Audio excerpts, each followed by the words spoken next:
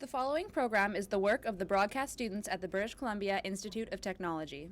BCIT Magazine features news stories from around the Lower Mainland which were produced over the last week. Responsibility for the content of the show rests completely with the students and their instructors.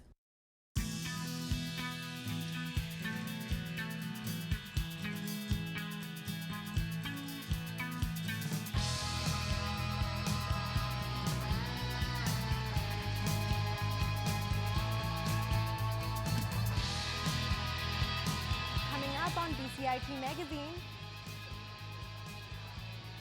a Canadian perspective on the U.S. election. A member of Parliament is welcomed by Aboriginal veterans. And a local photographer wants Vancouverites to live in the moment.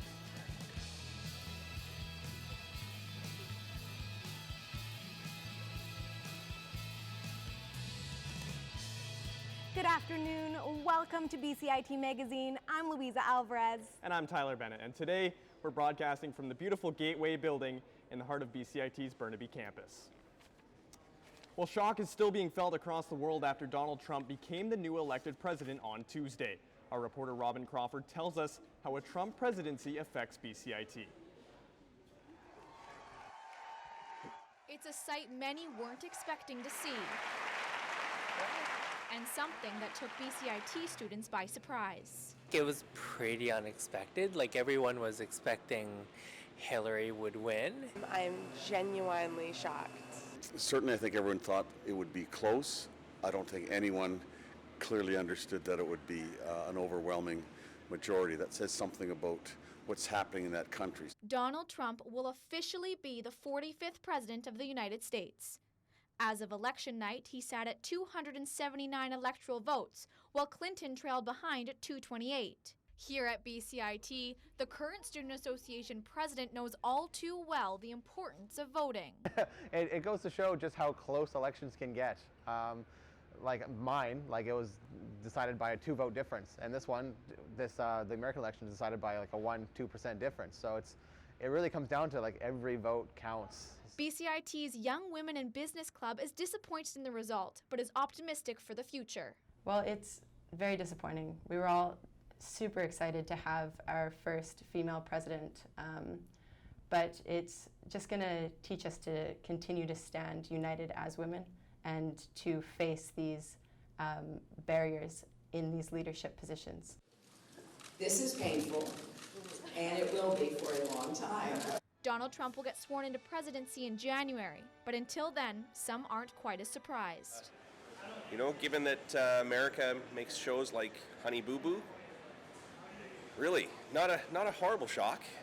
For now, the world will have to get used to saying the words, President Trump. Robin Crawford for BCIT Magazine. Thank you. Well, our reporter Robin Crawford now joins us live. Robin, what is the general reaction from students around campus? Well, Tyler, the general consensus is pure shock. You know, many Canadians weren't expecting this, and student and teachers are telling us that they're going to remember where they were when they found out Donald Trump was going to be president for the rest of their lives. Yeah, and did you speak with any Trump supporters, Canadian Trump supporters, who are happy with the result? You know, we actually did talk to a number of Trump supporters at BCIT, Tyler, but none of them wanted to be on camera. You know, experts are saying that closet Trump fans are a big reason why he won, and that's why nobody, not even the polls, could have predicted this. Back to you. As the world reacts to a Trump presidency, we revisit a household in Burnaby where an expatriate celebrates the media mogul's victory. Jacob Hall has more. I proudly announce Mr. Trump, the next president-elect of America. For months, Jennifer, April, and Michael Maddock have had a mock election ballot on their front lawn. When we first visited the couple back in September, Donald Trump seemed like a long shot to win. Ironically enough, these polls showed that Clinton was the heavy favorite, but Trump came out on top. 2 months ago, Jennifer was undecided. I'm undecided. But this year, she casted a ballot for Trump and voted Republican for the very first time. As the election was going on, and I could hear what everybody was talking about, I see things in a different way, and I look outside the box. And I said, you know what? I like what he has. He wants to shake up America. So my vote went towards Mr. Trump. Although Jennifer and Michael feared that someone might vandalize their home or cause damage to the property, they had no problems until last night. Back at you, Canada. I'm flipping this to the right side. After the election results, many Americans might be looking up at Canada to avoid a Donald Trump presidency. Jennifer jokingly says, look elsewhere. The emails have been flooding in saying, we're coming. And I'm going, you just can't do that. You have to actually go through the process that I went through to come up here. Although the election has been divisive, Jennifer hopes that the Democrats and Republicans can work together to make America great again. Jacob Hall in Burnaby for BCIT Magazine. We are now joined by SFU's political science professor Andy Hira to discuss Tuesday's surprising election results. Professor Hira, in your opinion, why do you think Americans voted for Donald Trump over what a lot of people were saying was the favorite, Hillary Clinton? I think Americans voted based on economics more than anything else. I released a paper in August that showed that manufacturing jobs in the U.S. went from about a third of the economy to less than 10%. We're talking about 6 or 7%. So we're talking about a whole generation of Rust Belt workers that have lost their way of life, and this was their way of protesting against that. I see. So I think what Canadians really want to know is how these election results are going to affect us here north of the border. I think there are 4 areas where they might affect us, although it's very early to speculate at this point. The first is in trade. Remember that Trump ran against NAFTA and claimed that trade was really bad for American workers. Obviously, Canada sells more than 80% of its exports to the U.S., so NAFTA is going to be the first thing that's going to be in contention. The second thing, of course, is climate change, which Trump said at one point he didn't believe in. He backtracked from that. But obviously climate change is going to be a very big issue for both Canada and the U.S. in terms of greenhouse gas emissions. Our new government under Trudeau has made very important initiatives on climate change, but none of that is going to matter if the U.S. backtracks. The third area, of course, is border security. Another part of Trump's platform was to secure America against terrorism. And obviously, with an open border between Canada and the U.S., there's going to be a lot of trepidation about new restrictions on Canadian-U.S. circulation. And then the last question, of course, is going to be about immigration to Canada. You might know that the Canadian border website actually crashed on election night. So we may see a new flow of Americans north of the border as happened after the Vietnam War. And I think a lot of people saw a different side to Trump when he took that stage to accept the presidency. Do you think he's going to be different in office than what a lot of people think? I think so. Political campaigns are generally based on emotions. Despite what a lot of my colleagues think, I don't think voters make rational calculations. Thank you so much for joining us. You're welcome. It was a historic day at this year's National Aboriginal Veterans Day as a Member of Parliament was welcomed and celebrated by Squamish peacekeepers. Aziz Hajeri reports.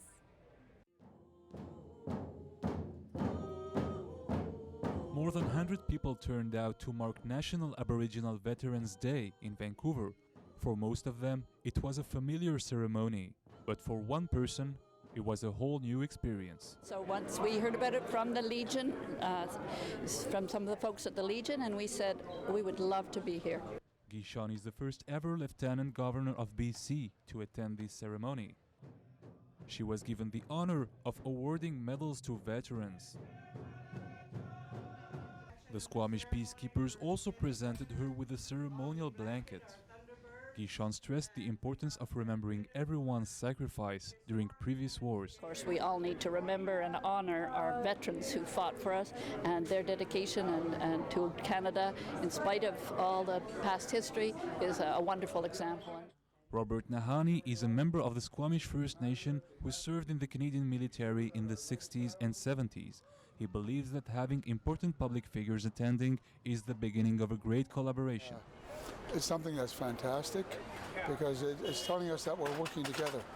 We're willing to sit down, as our chief mentioned, to look at solutions, the solutions of of our society today, because we know what's happening here and we need to do it together. Nahani also used this occasion to remind us that there was a time not so long ago where Aboriginals couldn't express themselves. But there was a time that we could not sit around a drum like this or sit around and hold a fan like this. It was illegal. We could go to jail for that. We have to make and ensure that that continues on, that freedom of faith and belief is there, no matter what part of the world you're from.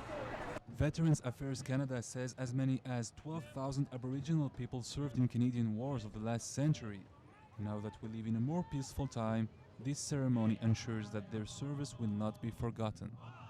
Aziz Hajeri in Vancouver for BCIT Magazine. Well, Prime Minister Justin Trudeau was at SFU's Surrey campus this week to make a major announcement for the school.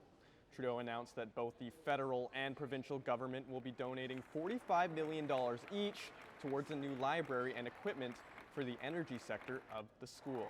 Trudeau was joined by Premier Christy Clark and was given a scientific demonstration prior to the announcement that was filled with SFU staff and faculty. The Prime Minister says this funding is part of a larger project to improve Surrey's infrastructure and British Columbia's economy.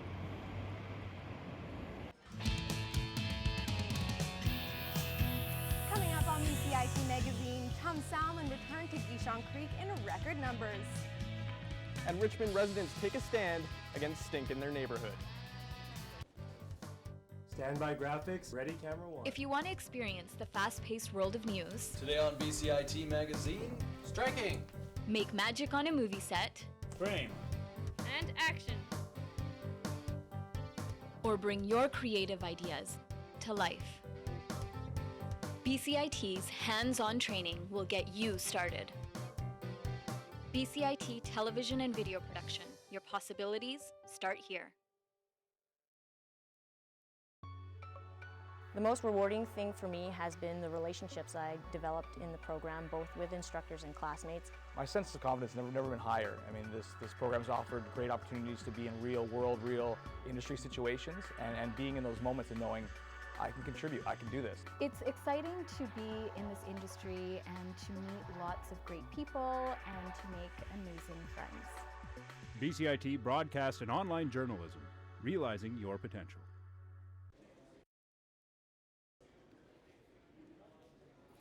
It's been decades since chum salmon had been seen in Burnaby's Gishon Creek, which streamkeepers are calling a hopeful sign.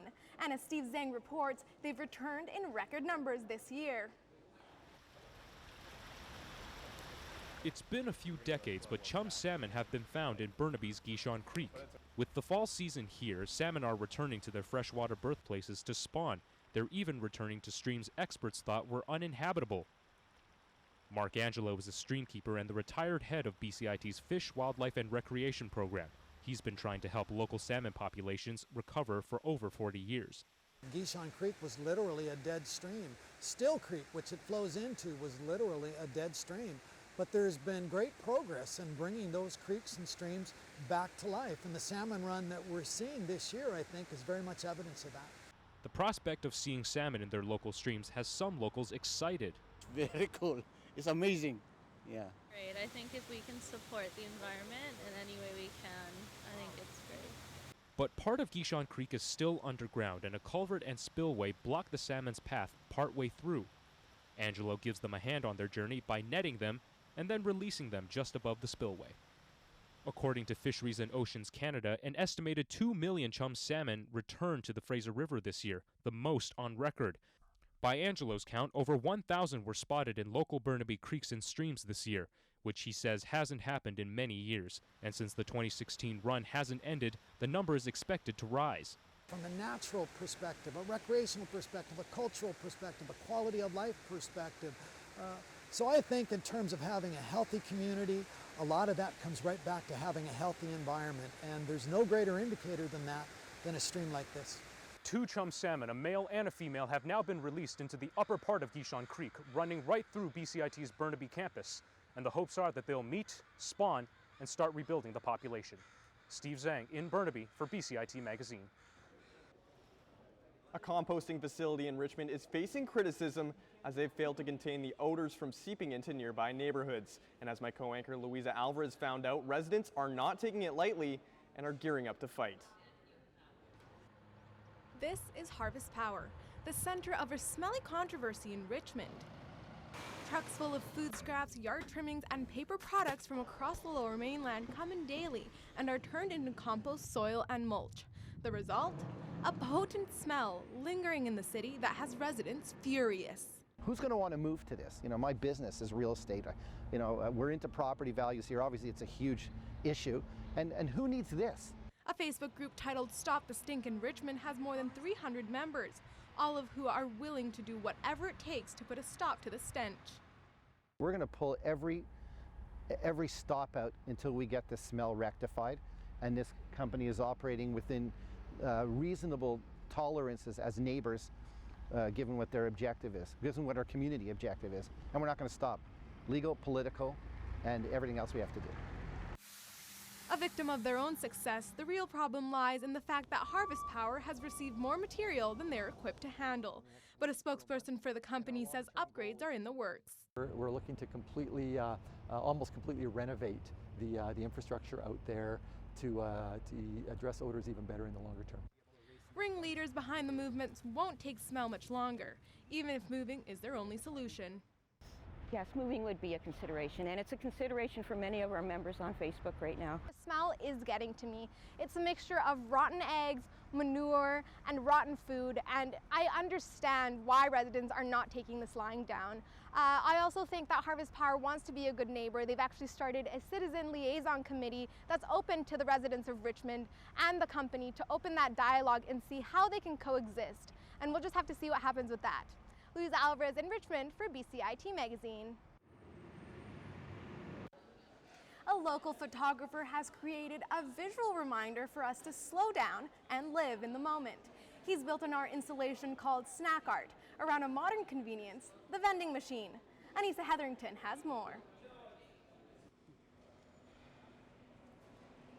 Photographer Steve Jin helped create this public display of art to reflect the immediacy of our society, especially when it comes to photography.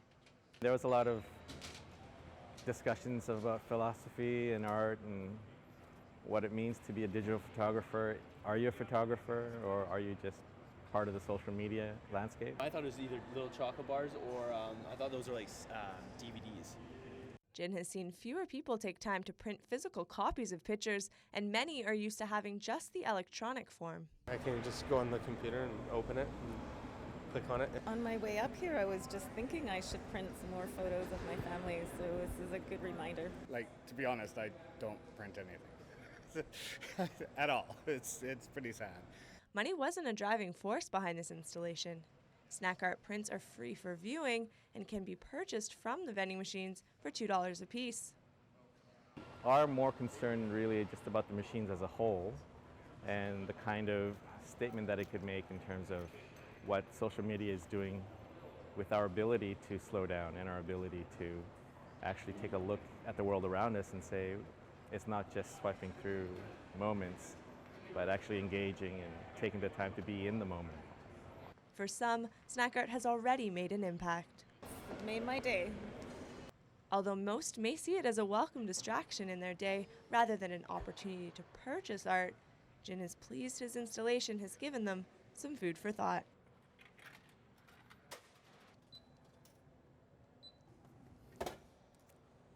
I'm Anissa Hetherington in Vancouver for BCIT Magazine. Well, coming up next on BCIT Magazine, a UBC hockey player who has talent in her DNA.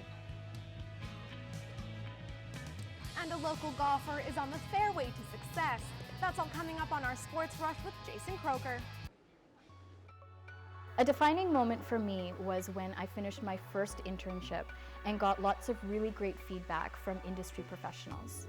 I would have never imagined I'd be walking into the floors of TSN and thinking, I'm not a student anymore, I'm here to work. I will be starting a job with an investigative news program in Toronto, and I'm really excited to see that grow into what will become, hopefully, my dream job. BCIT Broadcast and Online Journalism, putting you to work.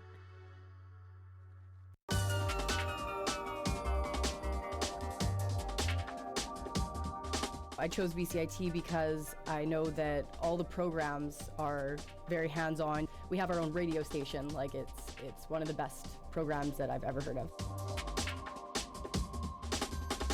I am starting a job on Monday, so confidence is high. Honestly, I didn't think it was going to be this fun. Are you a fan of all things pop culture? For a weekend of comics, gaming, and sci-fi, check out Fan Expo, November 11th through 14th at the Vancouver Convention Centre. This Sunday at CFL Playoff Football, the BC Lions host the Winnipeg Blue Bombers at BC Place in the Western Semifinals. Kickoff is at 1:30. Go Lions! If you're looking to get that heart rate going to work off all that Halloween candy, register for the Fall Classic 5-kilometer, 10-kilometer, or half marathon races this Sunday at UBC. Plenty of prizes to go around. Gentlemen, put down your razors and pick up your brooms and head down to the Fieldhouse Brewery Brooms for November East Abbey Mixed Bonspiel this Saturday, November 12th. Good afternoon, I'm Jason Croker and this is Sports Rush. One of the country's fastest rising golf stars finds himself at a crossroad in his career. Our very own Tristan Martin Woodhouse caught up with Team Canada's young phenom.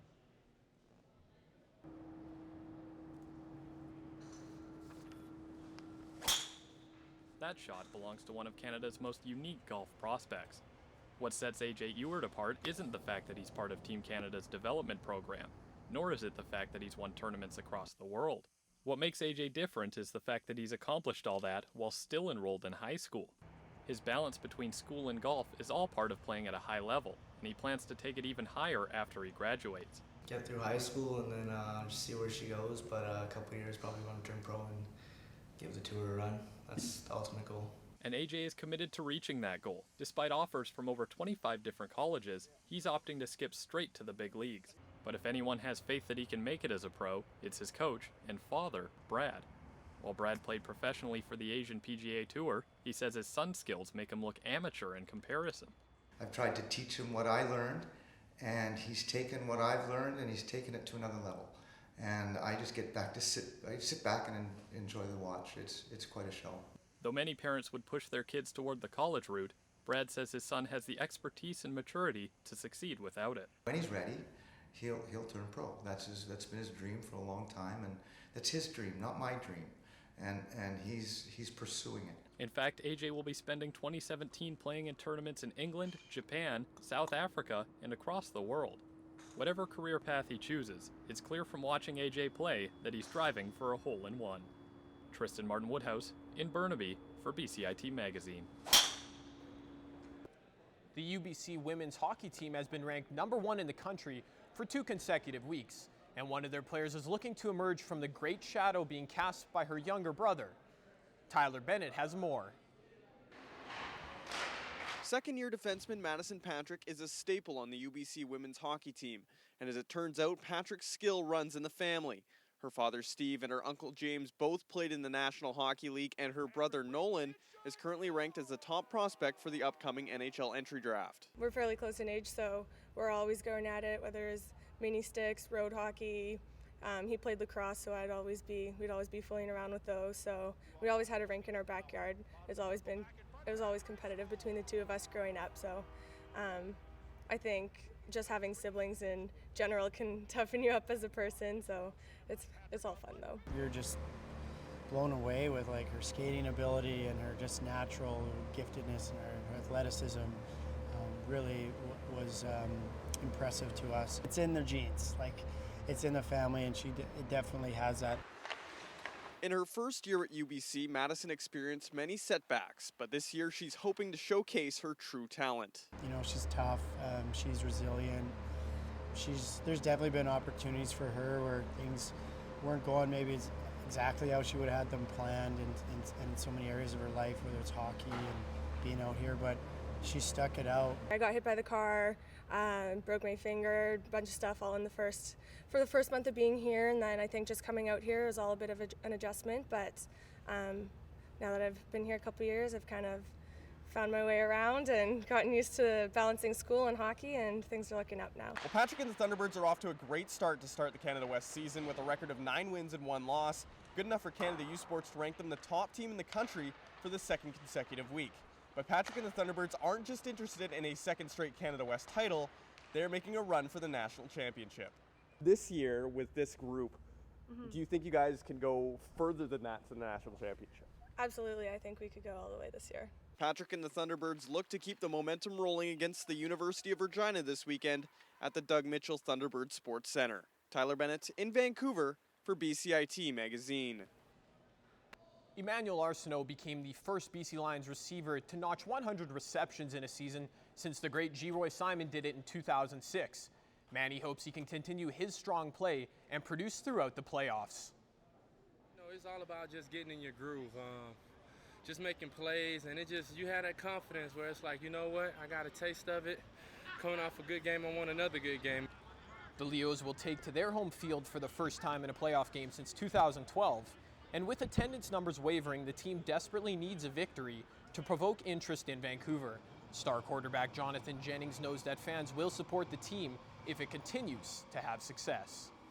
Winning cures everything. You have to win. You have to put an exciting game out on the field, and I think we've done that this season. But now we need to finish it and get some wins in the playoffs. The last time a Lions team won a playoff game was way back in 2011, when the team defeated the Winnipeg Blue Bombers in the Grey Cup. This year's run to a championship begins Sunday against, yes, those very same Blue Bombers. While the Lions and the Canucks are both in action this weekend, the most exciting event might just be the Quidditch Western Championships in Surrey. For all you Harry Potter fans, you can see people running around with broomsticks in between their legs in search of a man dressed all in gold. He's known as the Snitch. The winner of the tournament will head to the Nationals in April in Victoria. I'm Jason Croker. That was your Sports Rush. Back to you guys. Thanks for that, Jay. Well, if you have any questions regarding the show, you can contact us at bcit-broadcast.com or bcitbroadcastnews.ca. And that's it for this week's episode of BCIT Magazine. I'm Tyler Bennett. And I'm Louisa Alvarez. Thank you for tuning in. We leave you now with scenery from our very own Burnaby Lake.